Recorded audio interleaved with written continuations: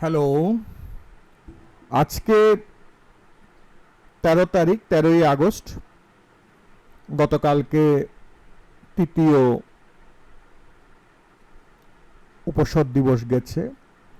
এখন বাজে ভোর 4:45। এখনো উপসদ ভাঙি নাই। প্রার্থনা করে উঠলাম, কিছুক্ষণ পরে হয়তো উপসদ ত্যাগ করব। তার আগে যেটা ভাবলাম সেটা হচ্ছে আপনাদের সাথে একটা বিষয় আজকে আলাপ করি। তা হচ্ছে ত্রিপিটক বিষয়ে। বৌদ্ধ ধর্মে ত্রিপিটক কয়টি, এবং ত্রিপিটক কি ত্রিপিটক না পঞ্চপিটক? আজকে এই বিষয়টা নিয়ে আলাপ করব। ত্রিপিটক যে রচিত হয়, বিশেষ করে বুদ্ধের মহাপরিনির্বাণের পরে ত্রিপিটক রচিত হয়। বুদ্ধ মহাপরিনির্বাণের পরে পূজনীয় কাশ্যপ স্থবিরের নেতৃত্বে 999 জন অরহত মিলিত হয়ে একটি মহাসম্মেলন করেন, এবং পরে সেখানে আনন্দস্থবির যোগ দেন, এবং সেই সম্মেলনে বুদ্ধের বাণীগুলো তারা আবৃত্তি করেন। আনন্দ সূত্রপিটক আবৃত্তি করেন, স্থবির উপালি বিনয় পিটক, স্থবির কাশ্যপ অভিধর্ম পিটক আবৃত্তি করেন, এবং যা মহাসম্মেলন সঙ্গীতি নামে আখ্যায়িত হয়। সেই সময়ে বেসিক্যালি ত্রিপিটক ছিল দুইটি, অভিধর্ম এবং বিনয়। পরে অভিধর্ম বিভক্ত হয়ে অভিধর্ম এবং সূত্রপিটক হয়, এবং ত্রিপিটক হয়, অভিধর্ম সূত্রপিটক ত্রিপিটক। এটি হচ্ছে থেরবাদীদের। এটি থেরবাদী, তারা কট্টর ছিল বুদ্ধের নিয়ম নীতি পালনে। তাদের সম্মেলন বলা হয় এবং তাদের অনুসারে ত্রিপিটক। কিন্তু একই সময়ে বুদ্ধের মহাপরিনির্বাণের পরে যখন প্রথম সম্মেলন হচ্ছে, সে একই সময়ে যারা বেসিক্যালি স্থবির কাশ্যপের আয়োজিত এই প্রথম সম্মেলনে যোগদান করতে পারে নাই, তারা ওই সম্মেলনের স্থান থেকে কিছু দূরে গিয়ে পশ্চিম দিকে তারা সেখানে আরেকটি সঙ্গীতি করেন। যেখানে কাশ্যপ আয়োজিত সঙ্গীতিতে ছিল 999 জন ভিক্ষু, এই সম্মেলনীতে যোগ দেন 1,00,000 ভিক্ষু এবং উপাসক। এবং এটা যেহেতু 1,00,000 ভিক্ষু এবং উপাসকদের মিলে সম্মেলনটা হয়, তার জন্য তারা এটিকে নাম দেয় মহাসংঘ সম্মেলন। মহা শব্দটা এখানে আসে। এই সম্মেলনে ভিক্ষু গৃহ উপাসক উভয় একত্রিত হয়।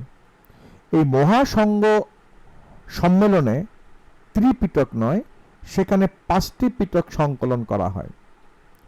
সেগুলো হচ্ছে সূত্রপিটক, বিনয় পিটক, অভিধর্ম পিটক, বিবিধ ক্ষুদ্র নিকায় ও সন্নিপাত নিকায় পিটক ও ধারণী পিটক। অর্থাৎ বুদ্ধের মহাপরিনির্বাণের পরে একই সময়ে দুটি মহাসম্মেলন হয়।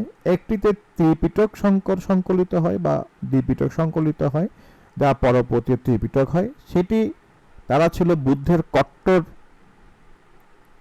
নীতিকে পালন করার পক্ষে। তারা পরবর্তীতে থেরবাদী বা হীনযানী হিসাবে আবির্ভূত হয়। আর পশ্চিমে, তার থেকে দূরে পশ্চিমে 1,00,000 ভিক্ষু এবং উপাসক মিলে আরেকটি মহাসম্মেলন হয়। সেখানে কিন্তু যেটা মহাসংঘ সম্মেলন নামে পরিচিত পায়, সেখানে কিন্তু সংকলন হয় 5টি পিটক: সূত্র পিটক, বিনয় পিটক, অভিধর্ম পিটক, বিবিধ ক্ষুদ্র নিকায় ও সন্নিপাত নিকায় পিটক ও ধারণী পিটক। এই হচ্ছে বুদ্ধের পিটক, পঞ্চপিটক এবং ত্রিপিটকের সম্বন্ধে প্রাপ্ত ইতিহাস। আমি বিভিন্ন গবেষণা করে বিভিন্ন দেশে গিয়ে আমি যেটা দেখেছি যে আমি একটা বই লিখেছি, সেটা হচ্ছে যে বৌদ্ধ সঙ্গীতি। এই বৌদ্ধ সঙ্গীতি বইয়ের মধ্যে আমি যে 6টি যে বৌদ্ধ সঙ্গীতি, স্বীকৃত সঙ্গীতি আছে, সেই স্বীকৃত সঙ্গীতির মধ্যে কি কি ভাবে ত্রিপিটকের বিষয়গুলো আলোচিত হয়েছে, কোন কোন বিষয়গুলো বর্জন করা হয়েছে,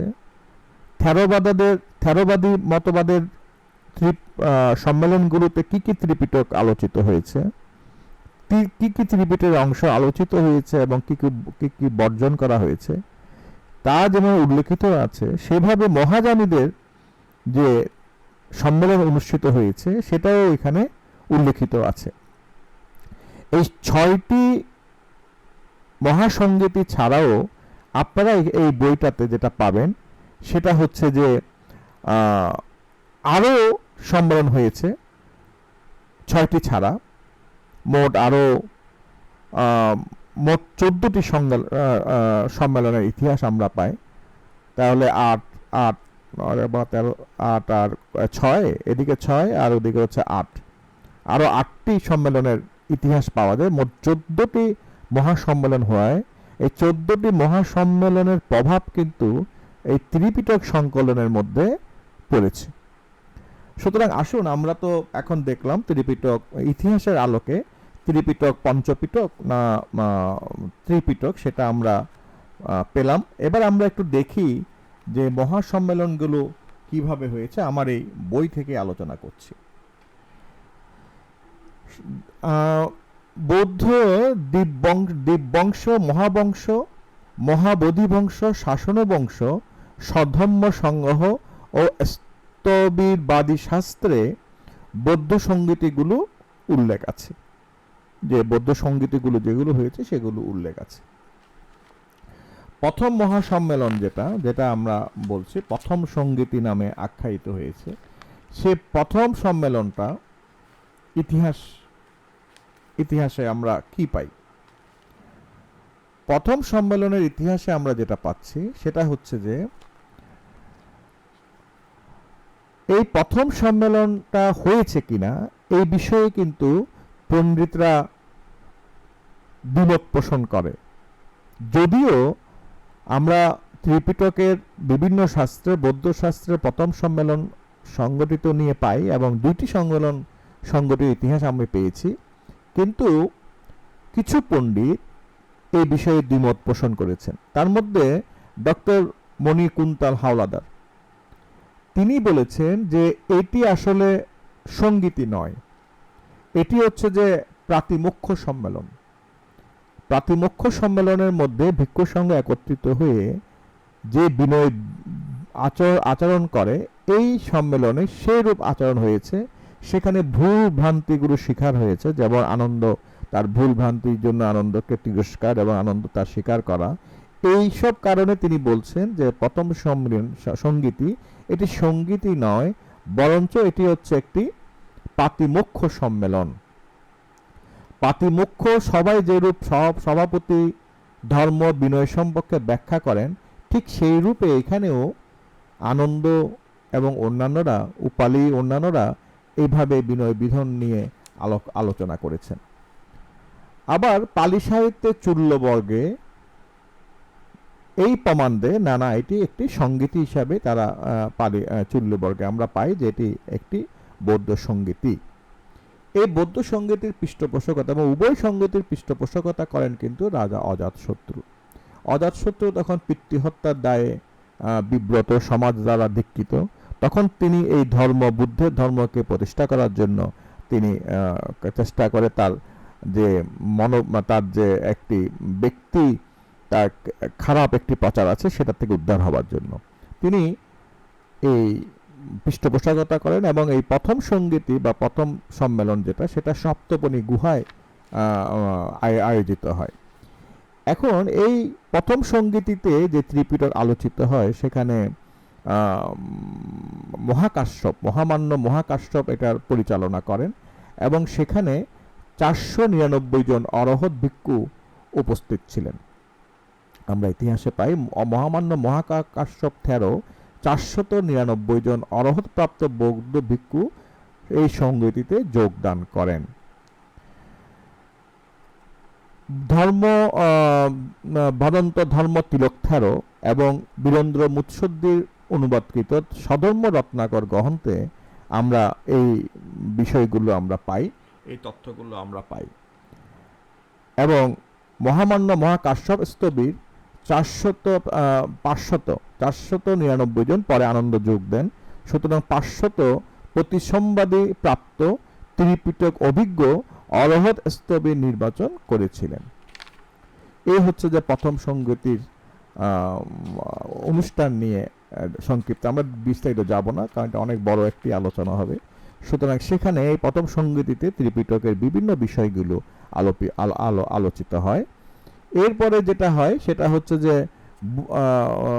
সাক্ষ্যসিংহ সাক্ষ্যবীর গৌতম বুদ্ধ তথাগতের মহাপরিনির্বাণের প্রায় 100 বছর পরে মগধ রাজ শিশুনাগ পুত্র কালাশোকের রাজ্য শাসনামলে খ্রিস্টপূর্ব 380 থেকে 364 রাজত্বকালে স্থবির বৃদ্ধ যশের নেতৃত্বে বৌদ্ধ সংঘের দ্বিতীয় সংগতি অনুষ্ঠিত হয়। সেখানে পশ্চিমাঞ্চল বা কৌশাম্বী ও অবন্তী ও পূর্বাঞ্চল বা বৈশালী পাটালিপুত্রের ভিক্ষুরা এই ধর্মের মধ্যে মত বিরোধ দেখা দেওয়ার কারণে এই সম্মেলনটা হয়েছিল। থেরোবাদ এবং আচার্যবাদের মহাসাঙ্গিক, এখান থেকে থেরোবাদী এবং আচার্যবাদের মহাসাঙ্গিকের জন্ম হয়। এই আচার্যবাদী মহাযান বৌদ্ধ মতবাদ, এই আচার্যবাদের এই পরবর্তীতে মহাযান হিসেবে স্বীকৃতি লাভ করে। অর্থাৎ দ্বিতীয় সংগতিতে দুটি ভাগ আমরা দেখি, একটি হচ্ছে থেরোবাদ, একটি হচ্ছে যে হীনযান, আর একটি হচ্ছে আচার্যবাদ মহাসাঙ্গিক বা মহাযান। কথিত আছে দ্বিতীয় সংগতিতে কালাশোকের রাজত্বের 11 বর্ষে সংগীত হয়। এই সংগীতের কতগুলো গুরুত্বপূর্ণ নিয়ম কানুন সিদ্ধান্ত গ্রহণ করা হয়। বজ্রী বা বিজরি দেশীয় ভিক্ষুগণ কতগুলো বিনয়ের নিয়ম শিথিলতা প্রয়োগের জন্য আহ্বান জানান। এই দ্বন্দ্ব সংঘাতের কারণে দ্বিতীয় সংগতি অনুষ্ঠিত হয় এবং বলা হয়ে থাকে স্থবির যশ বুদ্ধের ষষ্ঠ শিষ্য ছিলেন, তিনি তখনও জীবিত ছিলেন বুদ্ধ মহাপরিনির্বাণের পরেও, এবং পঞ্চবর্গীয় শিষ্যের পরে মহাধ্বনির সপ্তম যশ স্থবির এবং তিনি অরহৎ ছিলেন। এবং এই যশস্থবির কিন্তু বুদ্ধের সময়ে জন্মগ্রহণ করেছিলেন এবং বুদ্ধের শিষ্য ছিলেন, তার উপাধ্যায়ে এই দ্বিতীয় সংগতি হয়। এবং বুদ্ধের মহাপরিনির্বাণের 100 বছর পরে কালাশোকের পৃষ্ঠপোষকতায় এই সম্মেলন হয় এবং সেখানে বুদ্ধের যে 4টি নির্দেশ সেটাকে মূল হিসেবে ধরা হয়। তার মধ্যে হচ্ছে নিষ্ফল কথাবার্তা না বলা, কিছুদিন অন্তর অন্তর সবাই মিলিত হওয়া, একত্রিতভাবে বা সমগ্র ধর্মীয় কাজকর্ম করা, বয়োজ্যেষ্ঠ ভিক্ষুদের সম্মান প্রদর্শন করা, সঙ্গ প্রদানে মান্য করা, এইগুলোকে গুরুত্ব দিয়ে এবং যেটা যে বিভেদ তৈরি হয় সেটা হচ্ছে যে যশবুদ্ধু বা যশ বস্তু বা বিনয় নিয়মের 10টি শিথিলতার বিষয়ে যে দ্বন্দ্ব তৈরি হয়, এই দ্বন্দ্বের কারণে এই দ্বিতীয় সংগতি অনুষ্ঠিত হয়। সেখানে রাবত থেরো অন্যান্য পশ্চিম দেশীয় ভিক্ষুরা ভিক্ষু সংঘের এই বিভেদ মীমাংসার জন্য বৈশালীতে সমবেত হয়েছিলেন। চুল্লবর্গে স্পষ্ট উল্লেখ আছে মতগুলো নিয়ে বিভেদ সৃষ্টি হয়েছিল মূলত বৈশালী নগরের বসবাসকারী ভিক্ষুগণের সাথে নির্জন বসবাসকারী ভিক্ষুদের বা আয়াঙ্কারের সাথে। আয়ায়া ভিক্ষুগণ অর্থাৎ একাগ্রতার সাথে বিনয়গুলো তারা পালন করতেন। সেই সময়ে পথব্যয় বা পত্তব্যয়া সংঘস্থবির সর্বকাম বা সর্বকামী বৈশালীতে উপস্থিত ছিলেন। চুল্লবর্গের বর্ণনা অনুযায়ী সর্বকামী স্থবির ছিলেন মহাস্থবির আনন্দের সমসাময়িক। তিনি পশ্চিম দেশীয় ভিক্ষুদের পক্ষ অবলম্বন করেছিলেন, তিনি আবার করেছিলেন। এভাবে ভিক্ষু সংঘের যে গোলযোগ সৃষ্টি হয় তা মীমাংসার জন্য দ্বিতীয় সংগতি অনুষ্ঠিত হয়। এবার তৃতীয় বৌদ্ধ সংগতি অনুষ্ঠিত হয়। বৌদ্ধ দীপবংশ অনুসারে সঙ্গীতটি বুদ্ধের মহাপরিনির্বাণের 236 বছর পরে অনুষ্ঠিত হয়েছিল। মহাবংশে উল্লেখ আছে যে সম্রাট অশোকের রাজত্বকালে 17 বর্ষে সঙ্গীতটি অনুষ্ঠিত হয় এবং সঙ্গীতের পৃষ্ঠপোষকতা করেন সম্রাট অশোক। এবং এখানে এই সঙ্গীত অনুষ্ঠান হওয়ার কারণ হচ্ছে যে তখনকার ভিক্ষু সংঘের মধ্যে মহাস্তবীর মোগলীপুত্র তিস্য 100 বৃদ্ধ পণ্ডিত অরহত ভিক্ষুদের নির্বাচন করে এই তৃতীয় সংগঠন অনুষ্ঠান অনুষ্ঠিত করেছিল। তখনও কিন্তু এখানের মধ্যে উপসদ এবং বিভিন্ন বিষয় নিয়ে মতভেদ সৃষ্টি হয়েছিল। 60,000 বৌদ্ধ ভিক্ষু অশোকারামে বসবাস করত, তাদের মধ্যে দ্বন্দ্ব সংঘাত হয়েছিল। এই দ্বন্দ্ব সংঘাত থেকে নিরামনের জন্য এসে যে বুদ্ধের আসল বিনয়গুলোকে এস্টাবলিশ করার জন্য এই তৃতীয় সঙ্গীতি অনুষ্ঠিত হয়। এবং এখানে তৃতীয় সঙ্গীতিতে নির্বাচিত অংশগ্রহণকারী থেরোবাদী ভিক্ষুগণ 6টি বিশেষ ক্ষমতা ছিল। এটিকে আসলে থেরোবাদী সম্মেলন বলা হয়, কারণ হচ্ছে এখানে যে যারা ভিন্ন মতের ছিল বা মহাযানী ছিল তাদেরকে কিন্তু বের করে দেওয়া হয়। দ্বিতীয় সঙ্গীতিতে থেরোবাদ এবং মহাযানের যে বিভেদ হয়, আচার্যবাদের যে বিভেদ হয়, এখানে কিন্তু থেরোবাদীরা গুরুত্ব পায় এবং আচার্যবাদী বা মহাযানীরা এখানে বিতাড়িত হয়। এই ত্রিপিটকের সংকলনে অংশগ্রহণকারী ভিক্ষুদের যে 6টি দক্ষতা ছিল, সেই দক্ষতাগুলো হলো: তারা দক্ষ এবং অভিজ্ঞ ছিলেন, তারা সকলে অরহত ছিলেন। মহাবংশে এই সুস্পষ্ট উল্লেখ আছে যে 100 ভিক্ষু সহকারে মহাস্তবীর মোগলীপুত্র যথাযথ ধর্মশাস্ত্রগুলো পুনঃপর্যালোচনা করেন এবং ত্রিপিটক এখানে আবার পুনঃভাবে সংকলিত হয় এবং লিখিত রূপ পায়। মহাবংশে উক্ত রয়েছে যে অশোকের রাজত্বের 17 বৎসর সময়ে পাটালিপুত্রে এই সংগঠনটি অনুষ্ঠিত হয়। সুতরাং এটি হচ্ছে তৃতীয় সঙ্গীতি নিয়ে সংক্ষিপ্ত আলোচনা। এরপরে আসি আমরা চতুর্থ সঙ্গীতি। চতুর্থ সঙ্গীতিটা আসলে এটা একটি মহাযানী সঙ্গীতি। এটা থেরোবাদী গ্রন্থগুলোকে এটাকে উল্লেখ করা হয় না। চতুর্থ বৌদ্ধ সঙ্গীতি বিষয়ে চৈনিক পরিব্রাজক ইয়াংসাং বলেন, তিব্বত দেশীয় লেখক তারানাথের গ্রন্থে এবং অন্যান্য তিব্বতীয় উপাদানে আমরা কিন্তু এই চতুর্থ সঙ্গীতি বিষয়ে পাই। কিন্তু এই বিষয়ে সিংহলী ঐতিহ্য উক্ত সঙ্গীতির সিংহলী যে থেরোবাদী শাস্ত্রগুলো আছে সেখানে কিন্তু এই সঙ্গীতির কোনো উল্লেখ নাই। বৌদ্ধ ধর্মের ইতিহাসে সঙ্গীতির বিশেষ গুরুত্ব আছে। বস্তুত দুটি প্রধান কারণে এই সঙ্গীতি খুবই গুরুত্বপূর্ণ। প্রথম হচ্ছে যে পৃথক যুগের সমাপ্তি এবং অট্টকথা বা বিভাষা শাস্ত্রের যুগের সূচনা, অর্থাৎ এই দুই যুগসন্ধির সময়ে এই সঙ্গীতি অনুষ্ঠিত হয়েছিল। অর্থাৎ এই সঙ্গীতি এমন সময় অনুষ্ঠিত হয় যখন প্রথম পিটক যুগের সমাপ্তি এবং অট্টকথা বা বিভাষা শাস্ত্রের যুগের সূচনা হয়। এই সঙ্গীতি অধিবেশনে সমাপ্তির প্রায় সঙ্গে সঙ্গে বৌদ্ধ ধর্মগ্রন্থসমূহ প্রত্যক্ষভাবে লিখিত রূপ পায়। কনিষ্ক এটির সম্রাট কনিষ্কর এটি বিভিন্ন মতভেদকে নিরসনের জন্য এই সঙ্গীতি আয়োজন করেন এবং আচার্য পার্শ্বকের পরামর্শে জলন্ধরের কুম্বন বিহারে বা কাশ্মীরের কুন্দলবন বিহারে এই বৌদ্ধ সঙ্গীতি আহ্বান করা হয়েছিল। এটি হচ্ছে চতুর্থ সঙ্গীতি সম্পর্কে আমরা জানি। এরপর পঞ্চম সঙ্গীতি অনুষ্ঠিত হয় মায়ানমারে। এটি মায়ানমারের মান্দালয়ে রাজা মিং ডন মিনের 1871 খ্রিস্টাব্দে এই পঞ্চম সঙ্গীতি অনুষ্ঠিত হয়। এই পঞ্চম সঙ্গীতিতে 2400 জন পণ্ডিত জ্ঞানী স্থবিরবাদী ভিক্ষুগণ ছিল এবং স্থবির জাগ্রা ভি বংশ, স্থবির ননিন্দা ভিদ্রব্জ ও স্থবির সুমঙ্গল স্বামী এইটা সভাপতিত্ব করেন। এরপরে যেটা হয় সেটা হচ্ছে ষষ্ঠ মহাসঙ্গীতি। এটাও মায়ানমারে অনুষ্ঠিত হয় 1944 থেকে 1945 খ্রিস্টাব্দে। এই সম্মেলন এখানে প্রধানমন্ত্রী উমং সমর্থনে এবং বিভিন্ন গণ্যমান্যের সমর্থনে এই সংগতিটা অনুষ্ঠিত হয়।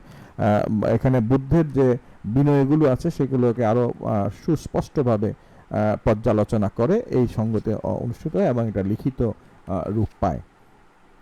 এই 6টি সংগতি বৌদ্ধ সংগীতিতে ত্রিপিটকের বিভিন্ন বিষয় আলোচনা হয় এবং বিভিন্নভাবে এই সংগীতিগুলোতে ত্রিপিটক বিভিন্নভাবে পর্যালোচনা করা হয়। সুতরাং প্রতিটি সংগীতি যেহেতু চতুর্থ সংগীতি বৌদ্ধ ধর্মের যারা থেরবাদীরা এটাকে মানতে চায় না, তারপরেও আমরা এটাকে গ্রহণ করে নিলে এই 6টি সংগীতিতে ত্রিপিটককে বিভিন্নভাবে পর্যালোচনা করে বর্তমানে যে ত্রিপিটকের অবস্থা আমরা পাই।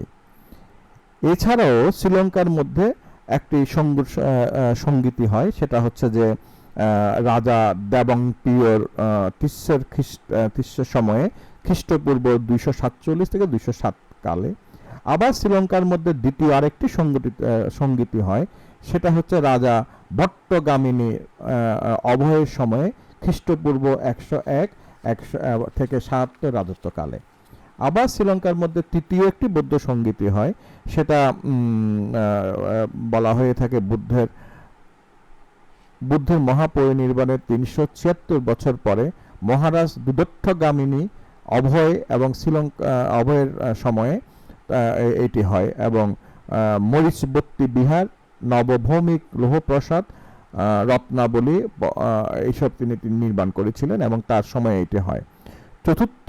শ্রীলঙ্কার মধ্যে একটি চতুর্থ সংগীতি হয়, সেটা হয় 1865 সালে খ্রিস্টাব্দে সিংহালে রত্নপুরে এটি অনুষ্ঠিত হয়। আবার শ্রীলঙ্কার মধ্যে একটি পঞ্চম সংগীতি হয়, সেটা অনুষ্ঠিত হয় এবং এটি অনুষ্ঠিত হয় এটাকে শ্রীলঙ্কার পঞ্চম সংগায়ন বলা হচ্ছে। এটি এরপরে আরেকটি ষষ্ঠ সংগীতি হয়, সেটা হয় 1153 থেকে 1148 খ্রিস্টাব্দে এবং তখন পরাক্রম বাহুর রাজত্বে। এই 6টা সিংহালি যে সংগীতি, এই সংগীতির বাহিরে আবার আমরা থাইল্যান্ডের মধ্যে আমরা 2টা বৌদ্ধ সংগীতি পাই। একটা হচ্ছে যে 2026 বুদ্ধাব্দে একটি হয়, তখন মহারাজ শ্রীধর্ম চক্রবর্তী তিলকের সময়ে। আবার আরেকটি হয় 2331 বুদ্ধাব্দে 1788 এডিতে থাইল্যান্ডের রাজধানী ব্যাংককে আরেকটি সংগীতি হয়। অর্থাৎ এই আমরা যে স্বীকার করা যে 6টি সংগতি, এই 6টি সংগীতির পরেও শ্রীলঙ্কার মধ্যে আমরা আরো 6টি এবং বার্মার মধ্যে আরো 2টি, এই নিয়ে মোট 14টি সংগীতির আমরা ইতিহাস পাই। এখন কথা হচ্ছে যে এই যে বৌদ্ধ সংগীতিগুলোতে, এই বৌদ্ধ সংগীতিগুলো কিন্তু বিভিন্ন সময় বিভিন্ন পণ্ডিতদের প্রভাব আছে, যেহেতু যে কারণে বুদ্ধের মহাপরিনির্বাণের পরবর্তীতে এটি লিখিত হয় না এবং এই সংগীতের এই বুদ্ধের বাণীগুলো শিষ্য পরম্পরা তারা মুখস্থ করে তা আলোচনা করতেন এবং মনে রাখতেন। কিন্তু পরবর্তীতে দেখা যায় যে যেমন বিভিন্ন বৌদ্ধ পণ্ডিত যেমন পার্শ্বিক বসুবন্ধু, যিনি অভিধর্ম কোষ এবং পরমাত্ম শাস্ত্র রচনা করেন, এবং শাস্ত্রাজ্ঞ গুণপ্রভা, যিনি পিনসিং সহ 100টি গ্রন্থ রচনা করেন। এইভাবে বিভিন্ন শাস্ত্রাজ্ঞগণ বিভিন্নভাবে পরবর্তীতে যখন এইগুলো লিখিত রূপ দেয় খ্রিস্টাব্দে, তখন এগুলো কিন্তু ওখানের মধ্যে এই ত্রিপিটকের বিভিন্ন বিষয় কিন্তু সেখানে আর বুদ্ধের বাণী এবং তাদের মতামত, তাদের দর্শন অনেক কিছু এখানে মিলেমিশে যায়। শাস্ত্রাজ্ঞ বিমল মিত্র, শাস্ত্রাজ্য শিলব্ধ বিভাষা শাস্ত্র, আচার্য দেব কন্যাঙ্গ প্রিয় বা শতশাস্ত্র বৈপুল্যম, শাস্ত্র আচার্য দেব শর্মা বিজ্ঞানাকায় শাস্ত্র, শাস্ত্রাজ্ঞ গোপা শিশু কিয়াও উ শিলু গহন্ত, আয়ুষ্মান যশোদা, আয়ুষ্মন্ত মহাবোধি, আয়ুষ্মন্ত পূজ্য সুমীয়, তারা সকলেই কিন্তু বৌদ্ধ ভিক্ষু ছিলেন এবং তারা তারা সকলে বৌদ্ধ ভিক্ষু ছিলেন। আবার নাগাজায়নের শাস্ত্রাচার্য শিলভদ্র ধর্মতাৎ, স্বাস্থ্য বিশারদ, মনোহিত্য, বিভাগ শাস্ত্র, শাস্ত্রার্য, ব্যাকরণ রচয়িতা পাণিনি সহ অনেক পণ্ডিত, এবং এই এই এই অনেক পণ্ডিত কিন্তু এই এই বুদ্ধের এই ত্রিপিটক নিয়ে, বুদ্ধের বাণী নিয়ে বিভিন্ন সময় বিভিন্ন গ্রন্থ লিখেছেন এবং বিভিন্ন কিছু রচনা করেছেন। এবং এই যে তখনকার সময়ে ভারতবর্ষ, আফগানিস্তান, পাকিস্তান, এই বাংলাদেশ, এই সব বাংলাদেশ, এইখানে বহু বৌদ্ধ পণ্ডিত বহু বৌদ্ধ শাস্ত্র রচনা করেছিলেন। এই বৌদ্ধ শাস্ত্রগুলো,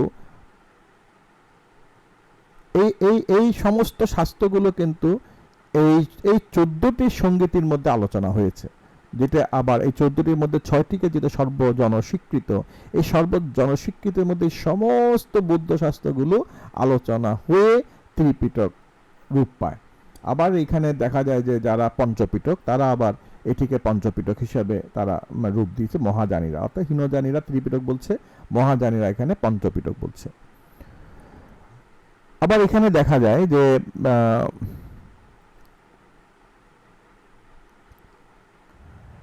এখন আবার সুতরাং বুদ্ধের মহাপরিনির্বাণের পরে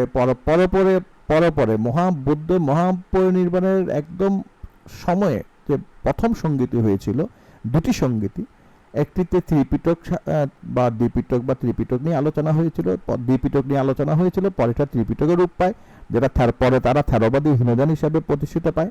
আর তার থেকে পশ্চিমে গিয়ে 1 লক্ষ ভিক্ষু সংঘ উপাসক মিলে যে সংগীতি করে, যেখানে পঞ্চপিটক আলোচনা হয়, এবং সেটা পরবর্তীতে আস্তে আস্তে মহাযান রূপে আবির্ভূত হয়। সুতরাং এই হচ্ছে ত্রিপিটক সম্বন্ধে প্রাপ্ত তথ্য। সুতরাং আমাদের যে উদ্দেশ্য, যেটা প্রথম থেকে আমি বলছি, যে আমার উদ্দেশ্য কোনো সিদ্ধান্তে আসা নয়, আমার উদ্দেশ্য পাঠকদের কোনো সিদ্ধান্ত দেওয়াও নয়।